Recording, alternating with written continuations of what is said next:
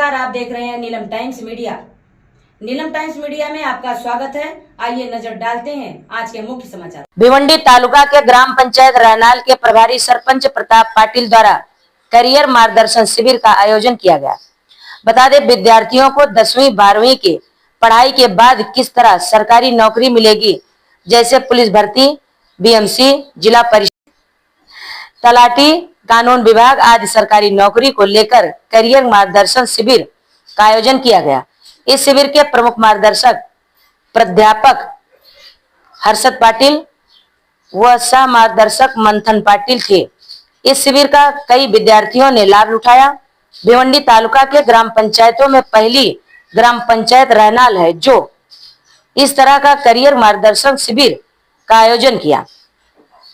कार्यक्रम एडवोकेट स्वप्निल पाटिल की अध्यक्षता में आयोजित किया गया। इस अवसर पर माजी सरपंच राजेंद्र भोईर, माजी सभापति ललिता प्रताप पाटिल आदि मान्यवर व ग्राम पंचायत के कर्मचारी उपस्थित थे।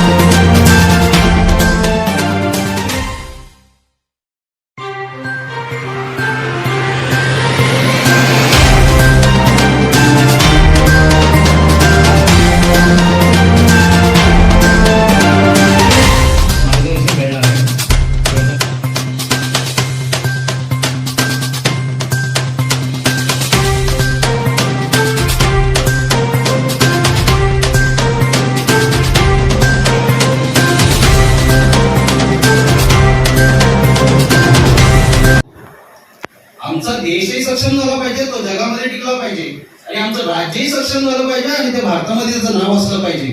परंतु सुरुवात मी माझ्या तालुक्यापासून, माझ्या गावापासून करावी या उद्देशाने मी बोलतो. कारण आम्ही खरोखर तुम्ही जर सांगलीला तुम्हाला प्रत्येक गावामध्ये मिलिटरीमध्ये असलेला माणूस दिसेल.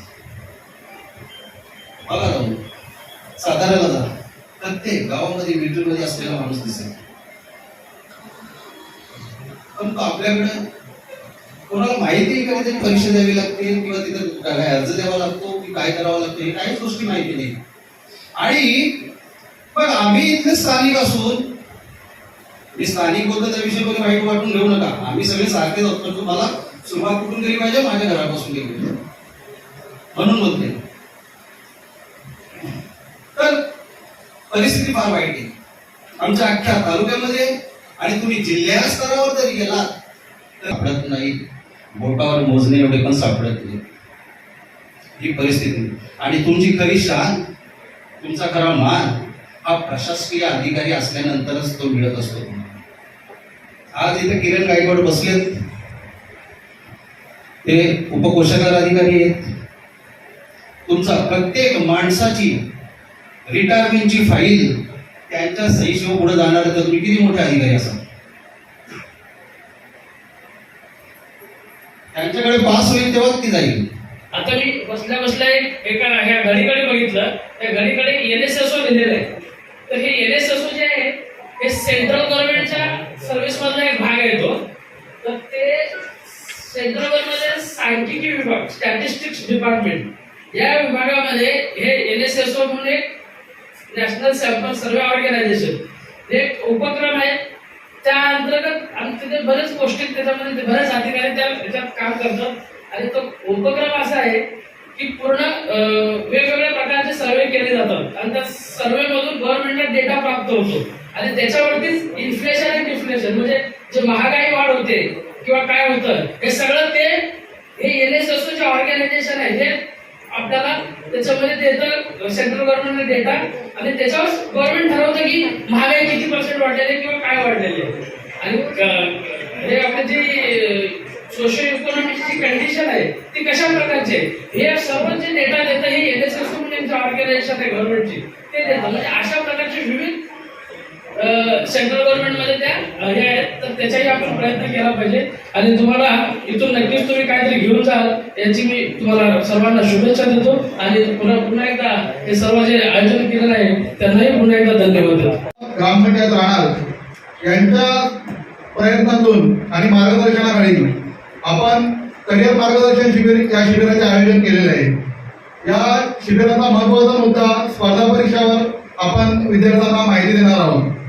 स्पर्धा परीक्षांचं नॉलेज आजपर्यंत आपल्या ठिकाणी पोहोचू शकलं नाही किंवा का पोहोचू शकलं नाही यावर आपण चर्चा करणार आहोत. आपलं राज्य कोण चालवतं, आपल्या राज्यातील विकास कामं कशा प्रकारे पुढे नेली जातात याचा जर विचार केला तर यासाठी सरकारने किंवा भारतीय संविधानानुसार according to Indian constitution article 315 किंवा कलम 315 अंतर्गत राज्य लोकसेवा आयोग स्थापन केलेला आहे. कलम 315 ते कलम 323 अंतर्गत राज्य लोकसेवा आयोगाच्या तरतुदी या दिलेल्या आहेत. 315 या लोकसेवा आयोगाच्या कलमामध्ये की प्रत्येक राज्यासाठी एक स्वतंत्र लोकसेवा आयोग असेल. कलम 316 नुसार राज्य लोकसेवा आयोगामध्ये सदस्य आणि अध्यक्ष यांची नियुक्ती राज्यपालामार्फत केली जाते. कलम 317 मध्ये सदस्य आणि अध्यक्षांची बडतर्फी ही राष्ट्रपतींमार्फत केली जाते. आणि कलम 318 मध्ये सेवा नियम अटी यांचा उल्लेख केलेला आहे. कलम 320 मध्ये पदोन्नती, ट्रान्सफर, प्रमोशन, भरती प्रक्रिया या सर्व प्रोसेस केल्या जातात. विद्यार्थ्यांना कोणतंही यश गाठण्यासाठी किंवा एखाद्या क्षेत्रात प्रावीण्य मिळवण्यासाठी ध्येय निश्चिती करणे खूप गरजेचं असतं. एखादं ध्येय डोळ्यासमोर ठेवल्याशिवाय आपण त्यामध्ये यश प्राप्त करू शकत नाही. आणि ध्येय प्राप्त करायचं असेल तर आपल्याला कोणीतरी आदर्श असणं खूप गरजेचं आहे. आणि डोळ्यासमोर आपल्या आदर्श आपण कोण नेमतो त्यावर आपल्या आयुष्याची वाटचाल पुढे होत असते. दिवाळी गिफ्ट आहे. आजचा महत्त्वाचा विषय हा आहे की स्पर्धा परीक्षा म्हणजेच कॉम्पिटिटिव्ह एक्झाम याबद्दल तुम्हाला माहिती या सगळ्या क्षेत्राची एक पूर्ण ओळख पाहिजे जेणेकरून पुढील जेव्हा तुम्ही 10वी 12वी किंवा ग्रॅज्युएशन होणार त्यावेळेस तुम्हाला एक दिशा असावी, एक तुमच्याकडे गोल असावं की हां आम्ही या क्षेत्रामध्ये जाणार आहोत आणि ते अचीव्ह करणार आहोत. तर माझा प्रवास सांगते. मी सध्या आज माझं शिक्षण सांगते. सध्या माझं शिक्षण आहे M.Com LLB. त्यासोबत मी टीचिंग प्रोफेशनमध्ये पण आहे आणि हे सर्व करता करता मी MPSCच्या काही ज्या एक्झाम्स आहेत त्या प्रिपेअर करते. सध्या मेन्सला अपेअर आहे. मेन्स आत्ताच मागच्या महिन्यात 3 मेन्स मध्ये दिलेल्या आहेत. याच्या पुढेही 2 महिन्यामध्ये माझ्या पुढच्या एक्झाम्स लागलेल्या आहेत. हे करताना आता अभ्यास कसं करायचं असतं, काय करायचं असतं, काय अभ्यास करावा लागत असेल कोणी सांगू शकता? काय अभ्यास करावा लागत असेल? काहीच नवीन नाही करायचं. जे तुम्ही आता शिकताय काय शिकताय, कोणते कोणते विषय शिकताय, कोणते कोणते सब्जेक्ट आहेत तुम्हाला आता? History, geography, maths, science, politics, Marathi, English, Hindi हेच विषय आहेत. आणि एक आपण रोज बघतो रील्समध्ये म्हणजे न्यूज. हेच विषय आपल्याला अभ्यास करायचे असतात. तर ह्यांचे एक्झाम्स घेताना डिफिकल्टी लेवल असते. जसं आपण 9th करतो क्लास 1, क्लास 2, क्लास 3 क्लास 1 ची एक्झाम जी आता एमपीएससी थ्रू घेतली जाते ही याआधी एमसीक्यू टाईप व्हायची. एमसीक्यू म्हणजे कसं जे आपल्याला येतात ना फिलअप किंवा खरं म्हणजे आम्ही मार्गदर्शन नाही करणार, मार्गदर्शन करणारे इथे बसलेले आहेत. एवढंच म्हणेन, जिंदगी जीना आसान नहीं होता, बिना संघर्ष से कोई महान नहीं होता, जब तक पड़े ना हथौड़े के घाव तब तक पत्थर भी भगवान नहीं होता. हे सर बसले, सायन्सला गेले, डॉक्टर पदवी मिळाली. मी पण सर 12वीला असताना मी नोकरी करून ग्रॅज्युएट झालो. परिस्थितीनुसार आपल्याला करावं लागतं, परंतु मला पण ध्येय होतं की काहीतरी मोठे पैसे कमवायचे, नाहीतर आपण असंच राहणार. परंतु करिअर म्हणजे पैसे कमवण्यासाठी नसते, तुमची आवड कुठल्या क्षेत्रामध्ये आहे त्या क्षेत्रामध्ये जायचं असतं. माझी इच्छा असली, वडिलांची इच्छा असली का माझ्या मुलाने डॉक्टरच झालं पाहिजे आणि त्याची इच्छा दुसऱ्या क्षेत्राकडे असेल तर त्या ठिकाणी पालकांनी जबरदस्ती करू नये. आणि बघा, जर आपल्या मनामध्ये एखादी काम करण्याची इच्छाशक्ती असेल तर निसर्ग किंवा जे पण तुम्ही देवता मानता किंवा तुमच्या ग्रामदेवता मानता ते तुमच्या पाठीशी उभी राहतात. खरं तर भिवंडीतील पहिला कार्यक्रम ओवली गावामध्ये होणार होता. मी सरपंच साहेबांना आलो, मीटिंग झाली, त्यांनी फार आग्रह केला की त्यांना पुढची तारीख तर पहिला आपल्या गावात होते. नाही बरं, त्यांना पहिला तारीख दिलेली आहे आता माझ्या गावामध्ये, आणि प्रताप पडे पहिले सरपंच झाले आहेत. अशा प्रकारचा कार्यक्रम राबवणार आहे. आता डायरेक्ट मुद्द्यावर येतो, स्पर्धा परीक्षा म्हणजे काय. तर तुम्ही बघता धावण्याची स्पर्धा आहे आणि आताच तुम्ही उल्लेख केला की स्पर्धेमध्ये 1, 2, 3, 4 असे काही ठराविकच नंबर असतात. तर येथे पण तसंच आहे. ज्याप्रमाणे आता या परीक्षा असतात त्या मुख्यतः राज्यस्तरावर आणि देश स्तरावरच्या परीक्षा असतात. आणि या परीक्षांमध्ये आपले जे विषय असतात तेच विषय असतात: इतिहास, भूगोल, राज्यशास्त्र, अर्थशास्त्र, मराठी, इंग्रजी आणि चालू घडामोडी. आणि सगळ्यात महत्त्वाचा विषय म्हणजे तर 5वी ते 15वी, म्हणजे खरं तर 15वी बोलायला नाही पाहिजे, आपण आपल्या स्थानिक किंवा गावठी भाषेमध्ये बोलतो, FY, SY आणि TY यामधले प्रश्न विचारले जातात. तर तुम्हाला म्हणजे एक प्रश्न पडला असेल का कलेक्टरच्या परीक्षेला 5वीच्या पुस्तकातून प्रश्न येईल. आजचा हा कार्यक्रम अँकर्सवर पार पाडू शकत नव्हतो, परंतु आम्ही अँकर काही मागवले नव्हते. आम्हीच जे तोडकं मोडकं बोलणार होतो, परंतु योगायोगाने बघा, सरांनी हर्षद पटेल सरांनी सांगितलं की ग्रामदेवता असते किंवा ज्या देवी देवतांचा आशीर्वाद तुमच्या पाठीमागे असेल तर कुठलंही कार्य पार पडतंच. परंतु ह्या कार्यक्रमाला ज्यांनी शोभा वाढवली ते डॉक्टर गवळी सर आणि भोईर सर आणि त्यांची पूर्ण टीम, ज्यांनी ह्या मार्गदर्शन करिअरमध्ये जान आणली, त्यांचा देखील मी आभार मानतो.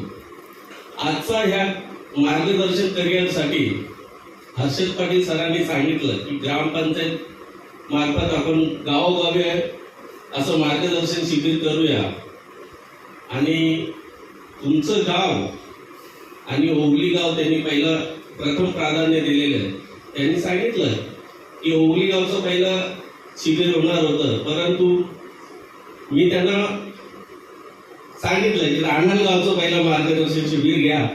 तर ते बोलले का पहिला टाइम तिकडे दिलेला आहे, पण योगायोग असा आहे की ते सांगून देखील होत नव्हतं. परंतु कोणाचा तरी आशीर्वाद असेल, देवदेवतांचा आशीर्वाद असेल, गाववाल्यांचा आशीर्वाद असेल, ग्रामस्थांचा आशीर्वाद असेल, म्हणून ही आजचा कार्यक्रम हा पहिला कार्यक्रम ह्या तालुक्यात हा राहणार ग्रामपंचायतीत होत आहे. त्याबद्दल आम्हाला अभिमान आहे. आजच्या ह्या करिअर मार्गदर्शनमध्ये जवळजवळ 40 ते 50 मुलं आहेत, त्यांचे पालक आहेत. ह्या मार्गदर्शन शिबिरामधून ज्या मार्गदर्शकांनी आपल्याला मार्गदर्शन केलं, कशी नोकरी मिळवायची, MPSC, UPSC, IPS अधिकारी कसे बनायचे, तुम्ही कलेक्टर होणार, तहसीलदार होणार, त्याचं मार्गदर्शन कसं असावं, कारण मार्गदर्शन नसेल तर तुमचं करिअर किंवा तुमच्या मनात इच्छा असून देखील तुम्ही त्या जर तुम्हाला वाट दाखवणारा नसेल तर ती वाट काही सापडत नाही. म्हणून वाट दाखवण्यासाठी हे मार्गदर्शन शिबिर आहे. कारण राजेंद्रदांनी सांगितलं, आम्ही देखील कॉलेजला गेलो, जी राजेंद्रदांनी परिस्थिती सांगितली तशीच परिस्थिती माझी देखील होती. 12वी नंतर काय करावं हे समजत नव्हतं. 10वी पास झाल्यानंतर मी देखील आता सायन्सला ऍडमिशन घेतलं, परंतु त्यावेळेस सायन्सला माझ्या बरोबरचे जे माझे मित्र होते ते सर्व आर्ट्सला होते. त्याच्यामुळे माझं मन काही तिथे लागलं नाही. मी एका महिन्यातच सायन्स हे बदलून आर्ट्समध्ये ऍडमिशन घेतलं आणि ऍडमिशन घेतल्यानंतर सुनील पाटील वगैरे आम्ही सर्व मित्रच होतो कॉलेजच्या टाइमला. तर त्याच्यानंतर तिथे आम्हाला मार्गदर्शन करणारा कोणी नव्हता. कारण सायन्स हा विषय सोडू नका किंवा सायन्स आर्ट्स कॉमर्स ह्याच्याबद्दल आम्हाला कोणीही माहिती दिली नव्हती. जर त्यावेळेस जर माहिती दिली असती तर मी आज डॉक्टर किंवा इतर क्षेत्रात असतो. मी सांगेन काय वकील कसं व्हायचं किंवा वकील क्षेत्रातील माहिती मी तुम्हाला देऊ शकतो. पण मी नेहमी करिअर गायडन्स लेक्चरमध्ये एक गोष्ट सगळ्यांना सांगत असतो की कोणतंही क्षेत्र निवडायच्या आधी सर्वात आधी स्वतःचं विश्लेषण करा. तुम्हाला काय आवडतं? कोणीतरी सांगतो वकील डॉक्टर व्हा इंजिनियर व्हा म्हणून होऊ नका. तुम्हाला त्या क्षेत्राची आवड आहे का? तुम्हाला त्या क्षेत्राची माहिती ही घेणं फार गरजेचं आहे. माझ्याकडे बरेच नातेवाईक येतात, बरेच लोक येतात, सांगतात आमच्या मुलाला मुलीला वकील व्हायचं आहे, तर गायडन्स आहे. मी त्यांना सांगतो पहिले कोर्टात घेऊन येत. त्यांना मी कोर्ट दाखवतो. हे बघा वकील म्हणून असं काम करावं लागतं. ज्याला कोणाला डॉक्टर व्हायचं असेल त्यांनी डॉक्टरांबरोबर 1 महिना जाऊन रोज दवाखान्यात बसा, हॉस्पिटल बघा, डॉक्टर काय काम करतात. कारण की अनुभवाने सांगतो बरेचदा असं होतं मेडिकल फील्डला ऍडमिशन मिळालं किंवा मिळवलं, फीचे पैसे नसतात, जमवले, कशी तरी पालकांनी फीस भरली, पण मुलगा किंवा मुलगी तिथे जाऊन सांगतो मला ते जमणार नाही. लॉ कॉलेजला असताना बाजूलाच मेडिकल कॉलेज होतं. तिथे बरीचशी मुलं मुली पोस्टमॉर्टम शिकवताना डेड बॉडी बघून चक्कर येऊन पडायचे, अर्धे लोक कॉलेज सोडून गेले. ही माहिती आज या स्टेजला तुम्हाला सांगत नाही कोणी, फक्त सांगतात डॉक्टर व्हा. प्रतिष्ठित पेशा आहे नक्कीच, पण त्यासाठी त्याच्या पडद्यामागे काय तयारी करायला लागते ते पण जाणून घ्या. सरांनी सांगितल्याप्रमाणे स्पर्धा परीक्षा ही आज काळाची गरज आहे, समाजाची गरज आहे. पण तो करिअर तुमच्यासाठी आहे का? तेवढी मेहनत करायची तयारी आहे का? तरच त्याच्यात पडा.